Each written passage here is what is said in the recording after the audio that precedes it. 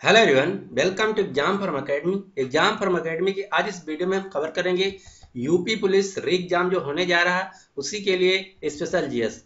इस वीडियो में मैंने 25 ऐसे प्रश्नों को जीएस के कवर किया है जो यूपी पुलिस के एग्जाम में आना 100% तय है। और मैं हर वीडियो के साथ कुछ एक्स्ट्रा फैक्ट भी बताऊंगा, वो भी बहुत ही इंपॉर्टेंट है जीएस की दृष्टि से।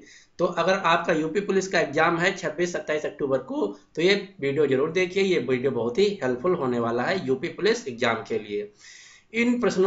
इस वीडियो में मैंने उन सभी प्रश्नों को जीएस के कवर किया है जो बार बार हर एग्जाम में पूछे जाते हैं। खासकर जो पिछला पैटर्न था यूपी पुलिस का, उसको ही देखते मैंने इस वीडियो में उन सभी क्वेश्चनों को कवर किया है।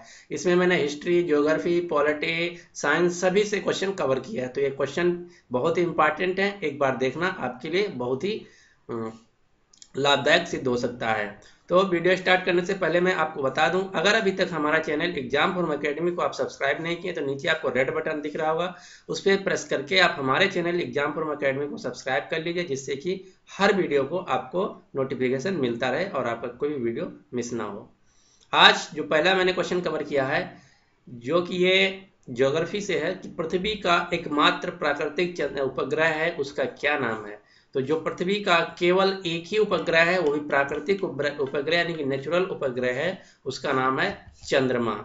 आपको पता होना चाहिए कि हमारा जो सौर मंडल है उसमें 8 ग्रह हैं। पहले 9 थे, लेकिन अब प्लूटो को ग्रह नहीं माना जाता है, तो अब 8 ग्रह हैं। कौन कौन से हैं? बुध, शुक्र, पृथ्वी, मंगल, बृहस्पति, शनि, यूरेनस, नेपच्यून। उन्हीं में से एक ग्रह है हमारा पृथ्वी, जिसपे हम रहते हैं। पृथ्वी को नीला ग्रह भी कहते हैं। नीला ग्रह क्यों कहते हैं? क्योंकि यहाँ 71% जल है और 29% अन्य चीजें हैं। तो उसी की वजह से जब हम आकाश से यानी कि स्पेस से पृथ्वी को देखते हैं तो पृथ्वी नीला दिखाई देता है, इसीलिए पृथ्वी को नीला ग्रह कहा जाता है। और पृथ्वी ग्रह का केवल एक मात्र प्राकृतिक उपग्रह है, जिसका नाम है चंद्रमा यानी कि मून। अगर क्वेश्चन ऐसे पूछे कि जितने 8 ग्रह जो हैं उनमें से सबसे ज्यादा किस ग्रह के पास उपग्रह हैं, तो उसका जो राइट आंसर होगा बृहस्पति ग्रह। बृहस्पति ग्रह के पास सबसे ज्यादा उपग्रह है। अगर क्वेश्चन ये पूछे कि किस ग्रह के पास कोई भी उपग्रह नहीं है, तो बुध और शुक्र के पास कोई भी उपग्रह नहीं है। अगर क्वेश्चन ये पूछता है कि पृथ्वी के पास सबसे कौन सा ग्रह है, तो पृथ्वी के पास जो सबसे ग्रह है नजदीक, वो है शुक्र ग्रह। शुक्र ग्रह को भोर और सांझ का तारा भी कहते हैं। ये थे इस सभी फैक्ट इस क्वेश्चन से रिलेटेड। अगला क्वेश्चन है कि गांधी फिल्म में गांधी की भूमिका किसने निभाई थी। ये क्वेश्चन बहुत बार पूछा जा चुका है। एक मूवी आई थी द गांधी, तो गांधी में जो गांधी की भूमिका निभाई थी किसने निभाई थी, तो उसमें जो गांधी की भूमिका निभाई थी वो एक इंग्लैंड के अभिनेता थे, यानी कि ब्रिटेन के अंग्रेज अभिनेता थे, जिनका नाम था बेन किंग्सले। और इसमें यह भी पूछता है कि गांधी जो फिल्म थी उसका डायरेक्टर कौन था, तो उसका जो डायरेक्टर थे यानी कि निर्देशक उसके थे रिचर्ड्स एटनबरो, जो कि उनका 2015 में डेथ हो गया। वो एक अमेरिकन डायरेक्टर थे। अगला क्वेश्चन, शिक्षक दिवस कब मनाया जाता है। तो यहाँ से 2 क्वेश्चन बन सकते हैं, इसीलिए मैंने उन दोनों क्वेश्चनों को यहाँ डिस्कस करना है कि शिक्षक दिवस कब मनाया जाता है। अगर क्वेश्चन ये पूछा जाता है कि राष्ट्रीय शिक्षक दिवस कब मनाया जाता है, तो राष्ट्रीय शिक्षक दिवस 5 सितंबर को मनाया जाता है। अगर क्वेश्चन ये पूछा जाए कि विश्व शिक्षक दिवस कब मनाया जाता है, तो विश्व शिक्षक दिवस 5 अक्टूबर को मनाया जाता है। और जो हमारा राष्ट्रीय शिक्षक दिवस है 5 सितंबर को मनाया जाता है, वो भारत के प्रथम उपराष्ट्रपति एस राधाकृष्णन के जन्म दिवस के रूप में मनाया जाता है। ये क्वेश्चन थे सभी इस क्वेश्चन से रिलेटेड। अगला क्वेश्चन, मोस्ट इंपॉर्टेंट क्वेश्चन, ये यूपी पुलिस जो एग्जाम हुआ था उसके तीसरी शिफ्ट में, एक शिफ्ट में आया भी था कि जापान पर परमाणु बम कब गिराया गया था। तो जापान पर परमाणु बम जो गिराया गया था वो 1945 ईस्वी में द्वितीय विश्व युद्ध के दौरान गिराया गया था। यहाँ से क्वेश्चन एक और बनता है कि जापान पर परमाणु बम किस देश ने गिराया था, तो उस देश का नाम है अमेरिका। तीसरा क्वेश्चन ये बनता है कि जापान पे किन 2 शहरों पे गिराया गया था, नागासाकी और हिरोशिमा 2 शहरों पे गिराया गया था। चौथा क्वेश्चन यहाँ से ये बनता है कि नागासाकी और हिरोशिमा में पहले किस शहर पे गिराया गया था और किस तारीख को गिराया गया था। तो आपको याद रखना, हिरोशिमा पे पहले गिराया गया था 6 अगस्त 1945 को, उसके बाद 9 अगस्त 1945 को नागासाकी पे गिराया गया था। याद करने की ट्रिक क्या है, पहले आता है एच से हिरोशिमा, उसके बाद आता है एन से नागासाकी। तो अल्फाबेट में एच पहले आता है, यानी पहले हिरोशिमा पे गिराया गया था। यहाँ से आपको इतने क्वेश्चन तैयार रखना है। ये भी क्वेश्चन यूपी पुलिस के एक शिफ्ट में आया था, जो पिछली बार एग्जाम हुआ था, वहीं से मैंने ये क्वेश्चन कवर किया है कि भाखड़ा नांगल बांध किस नदी पे है। तो इसका जो राइट आंसर है, भाखड़ा नांगल बांध सतलुज नदी पे है, और ये कहाँ पड़ता है, ये पंजाब राज्य में पड़ता है। अगला क्वेश्चन शायद ये आप सभी को पता हो, लेकिन ये क्वेश्चन पूछा गया था, इसीलिए मैंने इस वीडियो में मेंशन किया है कि भारत का राष्ट्रीय पुष्प क्या है। तो भारत का जो राष्ट्रीय पुष्प है उसका नाम है कमल। आपको भारत के राष्ट्रीय पुष्प, राष्ट्रीय पक्षी, राष्ट्रीय पेड़, राष्ट्रीय चिन्ह, राष्ट्रीय प्रतीक, ये सभी चीजें याद रखना है। अगला क्वेश्चन, संयुक्त राष्ट्र संघ, जिसको हम बोलते हैं यूनाइटेड नेशंस ऑफ ऑर्गेनाइजेशन, की सुरक्षा परिषद में कितने स्थायी सदस्य हैं। तो सबसे पहले हम यूएनओ, यूनाइटेड नेशंस के बारे में जानते हैं। तो यूनाइटेड नेशन से पहला क्वेश्चन ये पूछा जाता है कि इसकी स्थापना कब हुई थी। तो इसकी स्थापना हुई थी 24 अक्टूबर 1945 को। इसीलिए प्रतिवर्ष 24 अक्टूबर को राष्ट्र संघ दिवस के रूप में मनाया जाता है। दूसरा क्वेश्चन ये पूछा जाता है यहाँ से कि यूनाइटेड नेशंस यानी कि संयुक्त राष्ट्र संघ का जो मुख्यालय है वो कहाँ है। तो संयुक्त राष्ट्र संघ का मुख्यालय न्यूयॉर्क शहर अमेरिका में है। तीसरा क्वेश्चन ये पूछा जाता है कि संयुक्त राष्ट्र संघ में वर्तमान में कितने सदस्य देश हैं। तो वर्तमान में जो सदस्य देश हैं वो 193 सदस्य देश हैं।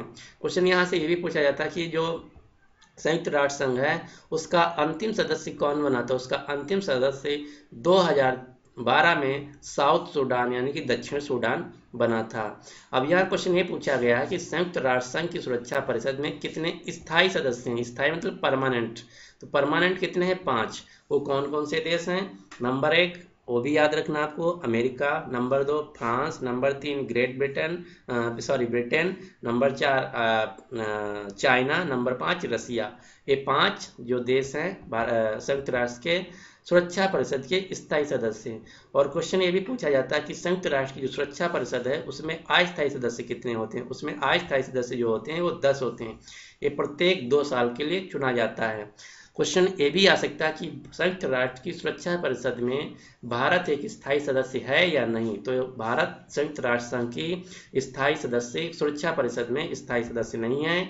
इसके लिए लड़ाई जारी, मतलब अपना जो भारत है दावा पेश कर रहा है कि हमको संयुक्त राष्ट्र संघ का परमानेंट मेंबर बनाया जाए।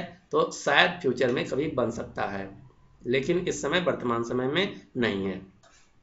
अगला क्वेश्चन हिस्ट्री से है, भारत में अंग्रेजी शिक्षा को किसने शुरू किया था, या भारत में अंग्रेजी शिक्षा का जनक या फादर किसे कहा जाता है। तो लॉर्ड मैकाले ने भारत में अंग्रेजी शिक्षा की शुरुआत की थी। अगला क्वेश्चन, फ्लाइंग सिख के नाम से किसे जाना जाता है। तो आपने एक पिक्चर देखा होगा, भाग मिल्खा भाग।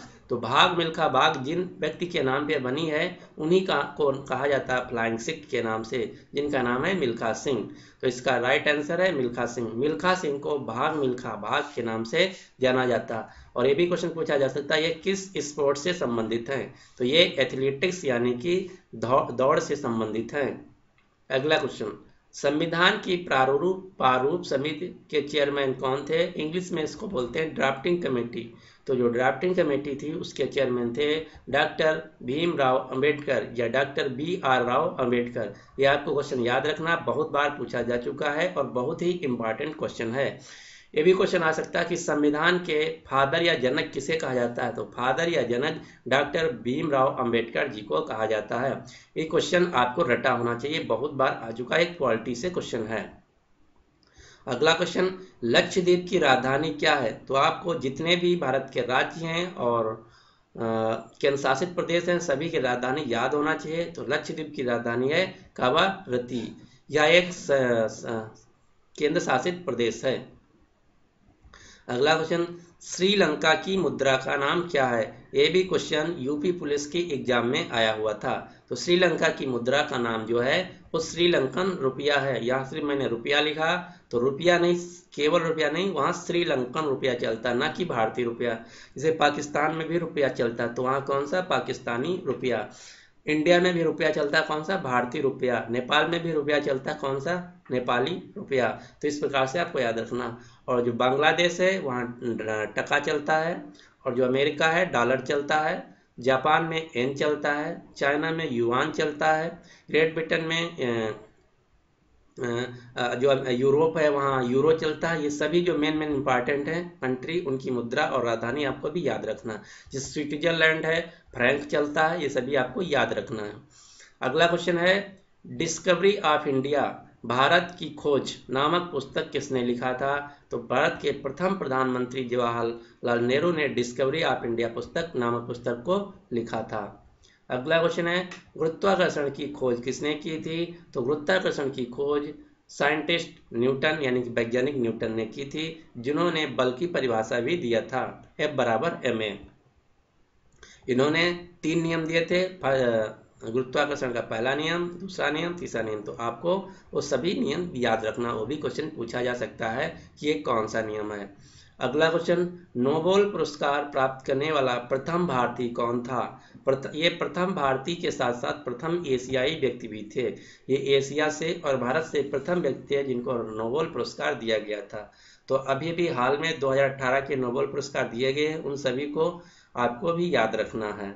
तो जो प्रथम व्यक्ति थे भारत से जिनको नोबेल पुरस्कार दिया गया था, उनका नाम था रविंद्रनाथ टैगोर। इनको किस क्षेत्र में दिया गया था, ये भी क्वेश्चन पूछा जाता है।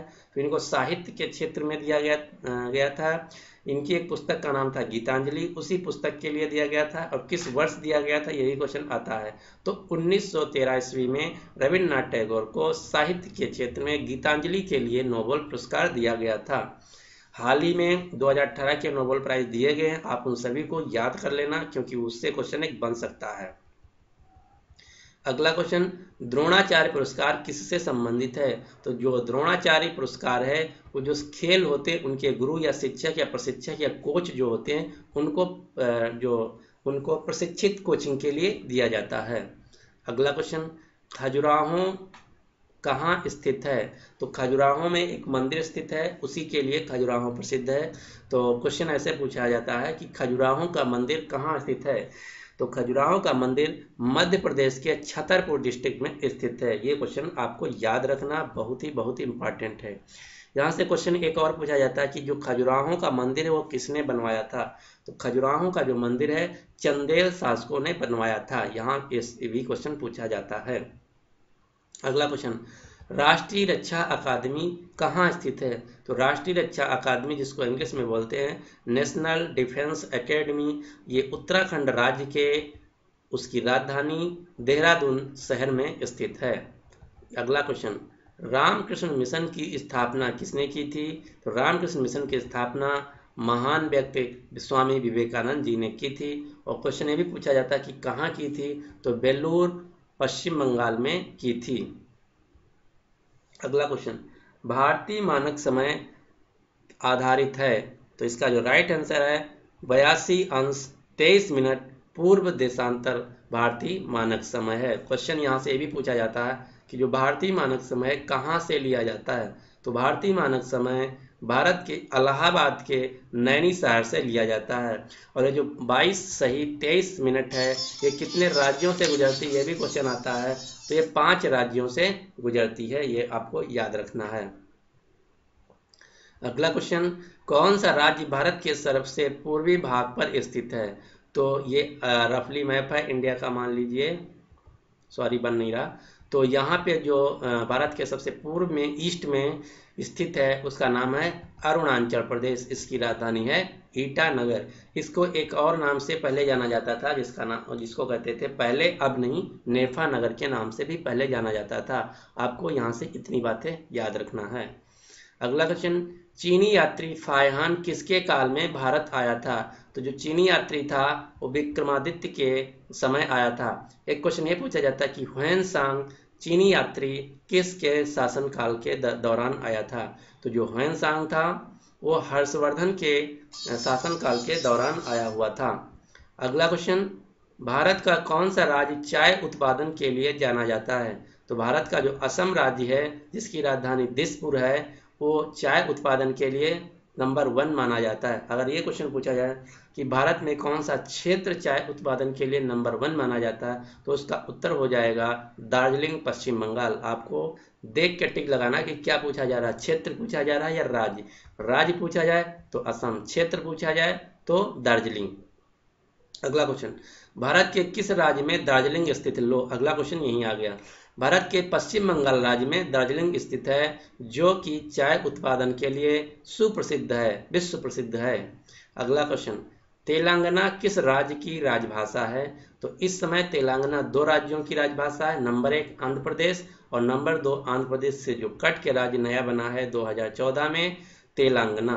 तेलंगाना और आंध्र प्रदेश दोनों की राजभाषा तेलुगु है, और तेलंगाना ने अभी अपनी अपनी दूसरी ऑफिशियल लैंग्वेज डिक्लेयर किया जिसका नाम उर्दू है। यानी कि तेलंगाना की दो राजभाषाएं, नंबर 1 तेलुगु, नंबर 2 उर्दू। और क्वेश्चन अगर ये पूछा है तेलंगाना किस किस राज्य में बोली जाती है, तो दो राज्यों में, नंबर 1 आंध्र प्रदेश, नंबर 2 तेलंगाना। अगला क्वेश्चन, हॉकी खेल में प्रत्येक टीम में कितने खिलाड़ी होते हैं? तो हॉकी, क्रिकेट, फुटबॉल, ये तीन ऐसे गेम हैं जिनमें सभी में खिलाड़ी सेम होते हैं। कितने? 11। हॉकी, क्रिकेट और फुटबॉल, इसमें सभी तीनों खेलों में 11-11 प्रत्येक टीम में खिलाड़ी होते हैं। अगला क्वेश्चन जो मैंने पहले ही डिस्कस कर लिया था आपके साथ कि बांग्लादेश की मुद्रा का नाम क्या है? तो बांग्लादेश की जो मुद्रा है उसका नाम है टका।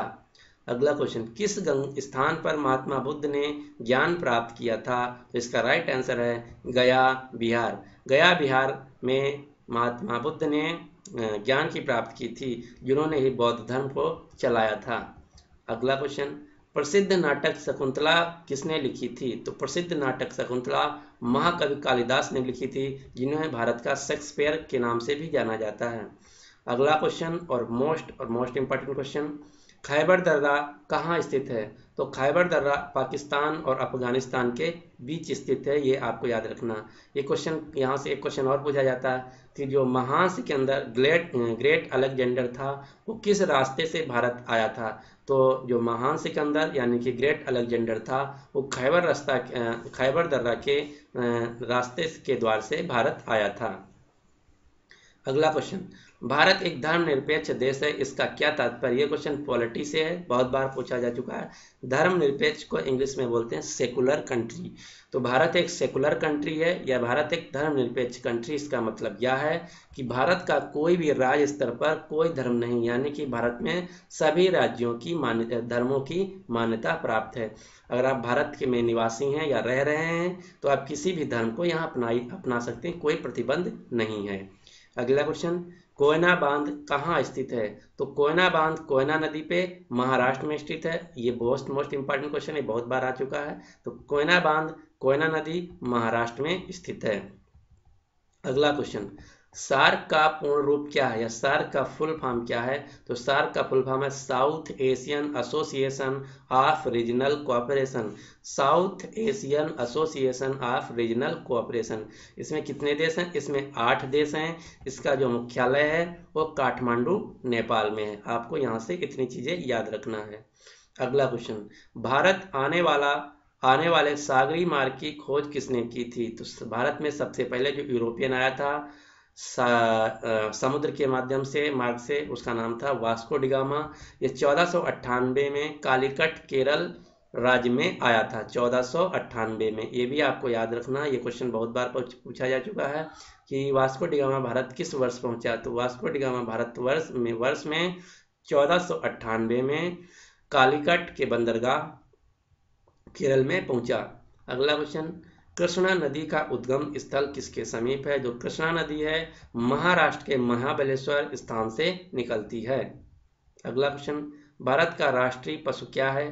तो मैंने पहले ही बताया था आपको, राष्ट्रीय पशु, राष्ट्रीय पक्षी, राष्ट्रीय खिलाड़ी और राष्ट्रीय खेल, है सभी याद रखना। तो भारत का जो राष्ट्रीय पशु है उसका नाम है बाघ, जिसको इंग्लिश में बोलते हैं टाइगर। तो ये थे सभी इंपॉर्टेंट क्वेश्चन जो कि यूपी पुलिस री एग्जाम जो होने जा रहा है उसमें आ सकते हैं। अगर आप ये वीडियो 2 से 3 बार देख लेते हैं तो 1 से 2 क्वेश्चन आपको इसी वीडियो में से जरूर पूछेंगे, और जो मैंने साथ ही साथ एक्स्ट्रा फैक्ट बताए हैं वो भी बहुत ही इंपॉर्टेंट हैं। तो आई होप ये आपका वीडियो पसंद आया होगा। तो अगर आपको ये वीडियो पसंद आया है तो हमारा वीडियो लाइक करना मत भूलिए, क्योंकि लाइक करने से क्या होता है, हमको मोटिवेशन मिलता है। अगला मैं आपके वीडियो तुरंत कल फिर लाऊंगा आपके साथ यूपी पुलिस करंट अफेयर का। मैंने उस वीडियो में पिछले 6 महीने के करंट अफेयर कवर किया है, वो सभी करंट अफेयर जो यूपी पुलिस पेपर के एग्जाम की दर से बहुत ही इंपॉर्टेंट हैं। तो आपको कल वीडियो देखना मत भूलिए। और एक बात और फिर से, अगर अभी तक हमारा चैनल एग्जाम फॉर्म अकेडमी को आप सब्सक्राइब नहीं किए हैं तो नीचे आपको रेड बटन दिख रहा होगा, उस पर प्रेस करके हमारा चैनल एग्जाम फॉर्म अकेडमी को सब्सक्राइब कर सकते हैं। और हाँ, इस वीडियो का पीडीएफ फाइल भी आपको मिल जाएगा, आप डिस्क्रिप्शन बॉक्स से इस वीडियो का पीडीएफ फाइल डाउनलोड कर सकते हैं। Thanks for watching and good luck for your next exam.